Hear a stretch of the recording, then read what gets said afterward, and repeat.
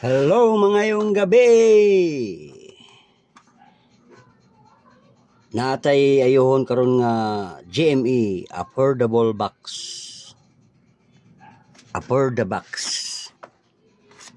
So wala ko noy ato ituslok. Yan. Tuslok na. Pero wala gyapoy power. Kani unta og moblo na unta ni, musiga na unta ni pero wa gid wala gid. So ato lang ukban. Nya wala pa gid ni ma ukbe na atong kuan. Silyo. Kita payo na makaukba ba ni.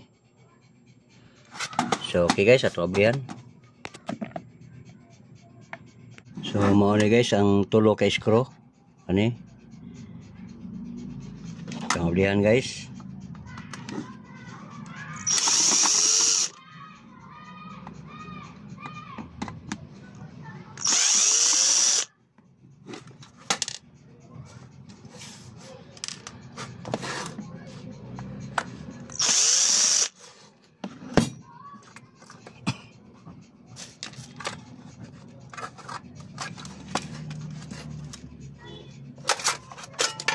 Okay na. Ato nang nahitaan. Mao ni ang silyo. Ato nang nag-bleed. So, magsilip-silip sa ta diri unsay mga guba ni.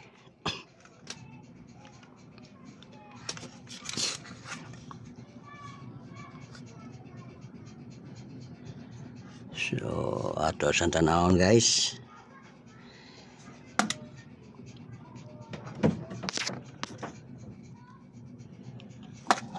Okay, mag-sister ta ni. So ato sa ning pangibto ng iyang kuan guys para di ta maglisod. Kay tangtangon ta na sa iyang board. Na, tangtang na. So tangtangon ta ni mga screw niya.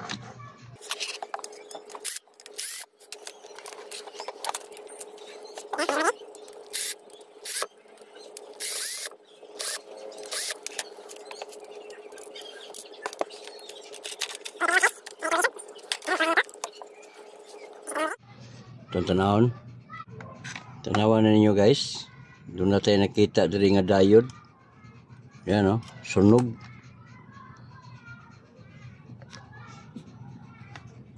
Di mo padakaan guys. Diyan guys. Diyan guys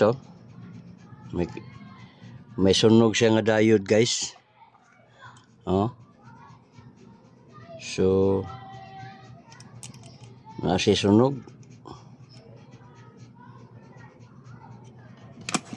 Ang buhato na ni guys ug unsa na nga diode.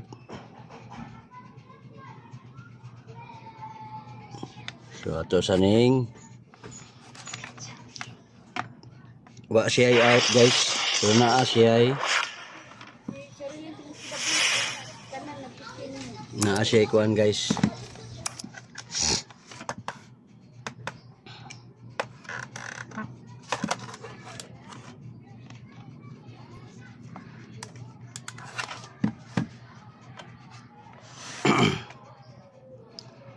Gawan niyo guys Ari sa atong main filter capacitor gikan sa iyahang AC.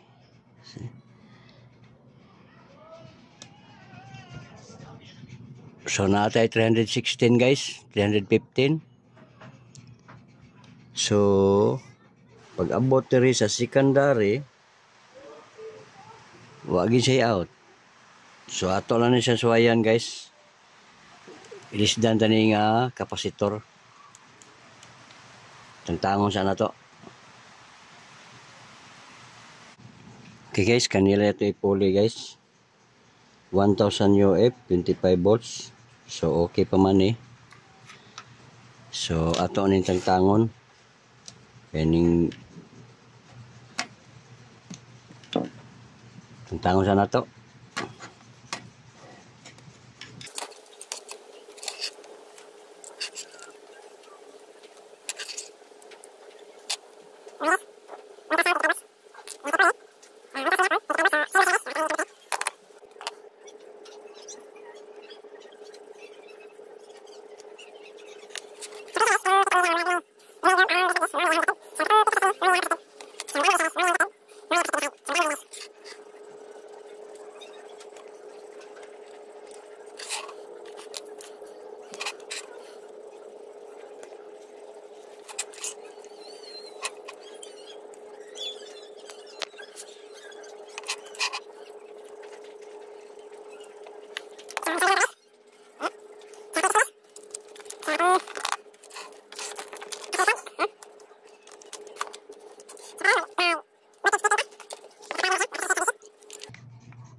Yan.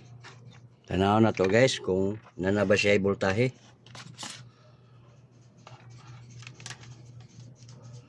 So, dinisa ta sa iyang natay 317 atong balihon. 317. So ito guys, kita nyo yung ano yan, yung pumutok dyan. Yan o, umitim na. Itong IC na to.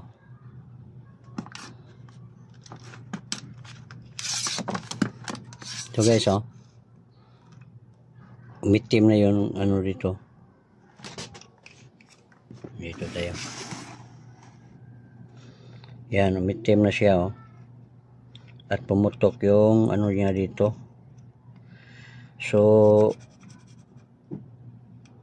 sunog na yung out dito guys, papunta sa ating secondary dito, papunta dito, galing dito, lagbas yan dito. Yan. So ito po yung 5 volts natin na mag-supply dito sa kanyang secondary. So 5 volts lang naman yan. So hanapan lang natin kasi ito hindi tayo makakita nito. Wala tayong mabili na ganitong klase na ano, yung IC.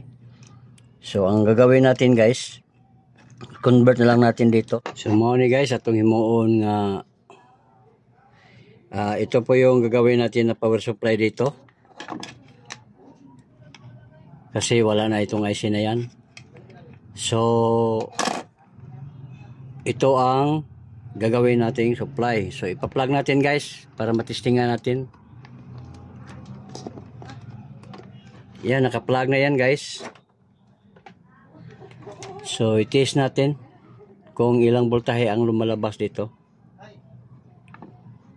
Yan guys oh, may 5.3 tayo. So ibig sabihin guys, pwede ito guys. So iti-test natin. I-try natin dito. So dito lang tayo mag-tap guys sa kanyang kapasitor mismo. I-tap ko muna. So okay guys, na-tap na natin dito sa kanyang ano, kapasitor. Yan. Ito po yung kapasitor niya guys. So dito lang tayo nag-tap sa kanyang negative. Tapos ito ay connected yan dito sa kanyang positive. Dito. So yan. So ngayon ipa-plug natin guys kung gumagana na ba siya. Tingnan natin.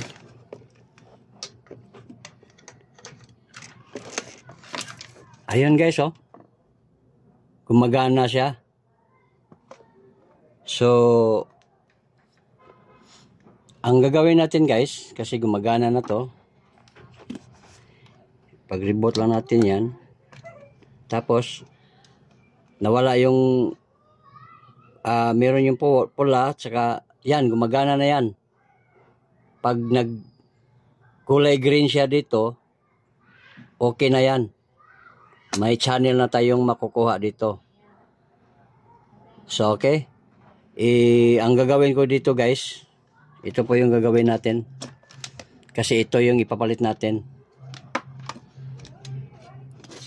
Ang gagawin natin guys, putulin na lang natin yan dito. Dito. Tatanggalin na natin to. Wala na to. Tatanggalin muna natin. Yan. Ito, paputulin natin yan. Ito. Para paglagay natin dito yan, sa kanyang supply, dito, siyang ano natin.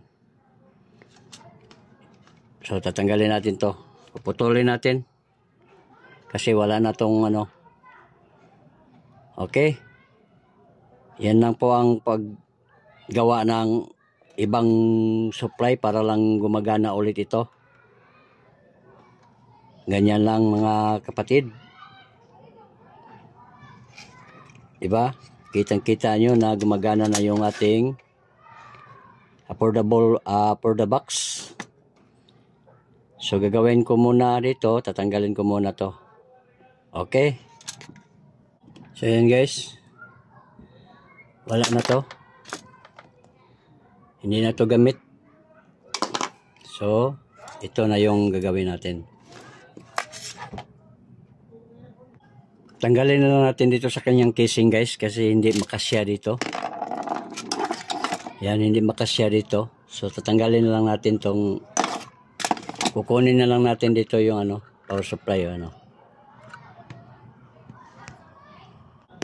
So ito na yung laman niya guys.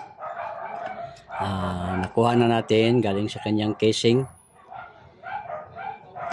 So lagyan na lang natin ng wire dito. Yan. At dito na tayo maglagay ng kanyang plug. Ito. Kakabit ko muna guys. So ito na po yun guys. Na-plaster na natin. So i-try natin ulit guys. Yan. Tingnan nyo guys oh. Meron na guys oh. Yan. Nagano lang yan ng channel. Yan. Okay. Lagyan natin ng signal. Yung RCA dito para sa papuntang TV. Lagyan ko muna.